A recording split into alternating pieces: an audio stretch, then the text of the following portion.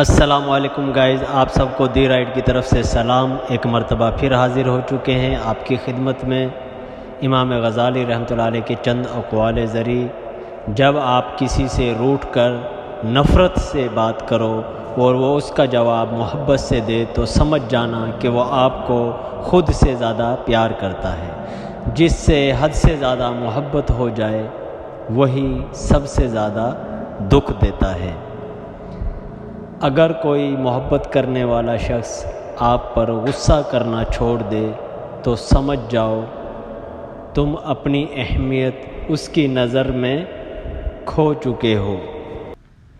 پریشانی میں مذاق اور خوشی میں طعنہ مت دو، کیونکہ اس سے رشتوں میں موجود محبت ختم ہو جاتی ہے۔ جس سے محبت کی جائے اس سے مقابلہ نہیں کیا جاتا۔